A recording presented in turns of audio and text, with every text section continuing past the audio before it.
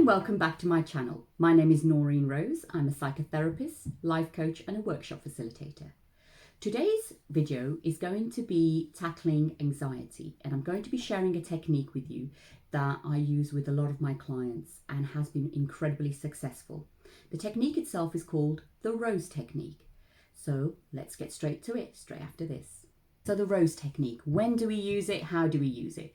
So often people who suffer from panic attacks will generally have various symptoms that will arise: sweaty palms, heart beating really fast, their breathing will really become hyperventilating, they may start feeling dizzy. There's so many symptoms. Also, these symptoms are also shown up in when we experience social anxiety or anything that gets us really overwhelmed.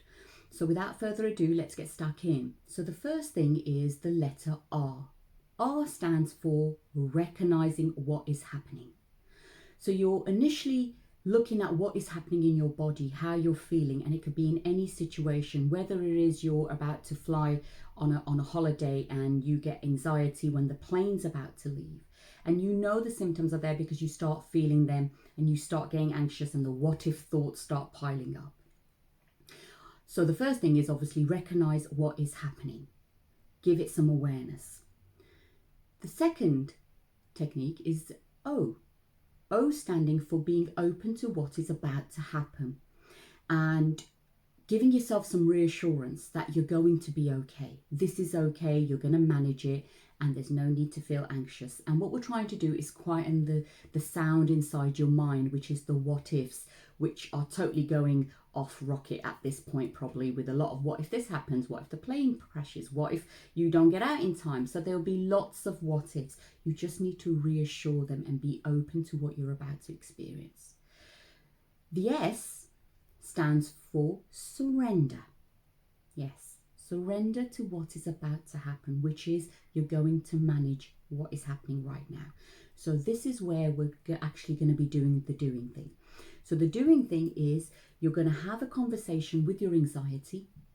And I often ask clients to give this voice in their head a name. By giving it a name, you're also accepting the part that it exists, because anxiety does not go away. We can only learn how to manage it. It's there and it's there to stay. But what we can do is manage it and shrink it down. Anxiety looks like this great huge balloon at times. And when we reassure and we control it, we can bring it down and make it more manageable. So by giving yourself anxiety a name, it makes it familiar to yourself. So right now, I want you to take a second and think of a name for your anxiety, and it can be anything. Okay, now that you've done that, I want you to have this internal conversation with your anxiety by saying, hi, whatever you've called it.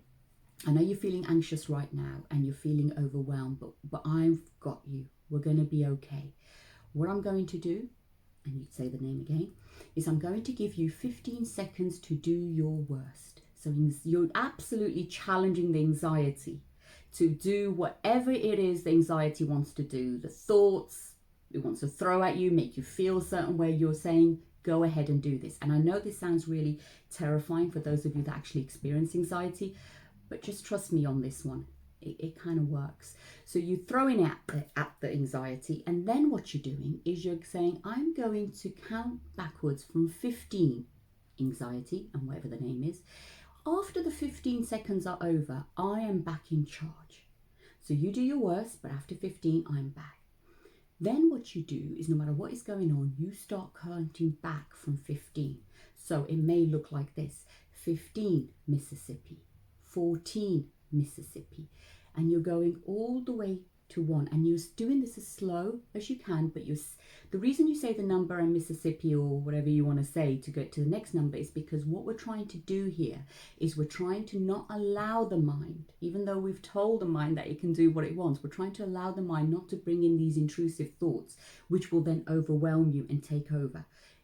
You've given it permission to do what it wants, but what you're doing is you're controlling and managing it. So from 15, you go all the way to number 1. When you get to 1, you say, okay, I'm back in charge. I've got this. You've had your turn. What you will find is your anxiety will come right down and it will be much more manageable. The E in the Rose stands for ending the cycle. This is how you end the vicious cycle of the thoughts going mental and not being in control. This is a technique to really get your control back. This has been tried and tested by many of my clients, and it has given really 100% feedback, really positive. Again, with any of my techniques, the more you do them, the more powerful you will become in your mind. And it is about controlling those thoughts and not acting on them, but also giving them permission. I hope you found this video helpful. Please feel free to leave any comments after you've tried it, or if something's happened, maybe you could share what happened for you, to allow other people on this site to actually see the benefit or understand that, you know, it can work in various situations. If you have any questions, again, feel free to contact me, and please do remember to like the video, subscribe, hit the bell notification so when a new video comes out, you're totally notified, as I've got some good material coming up. Take care and thank you for watching.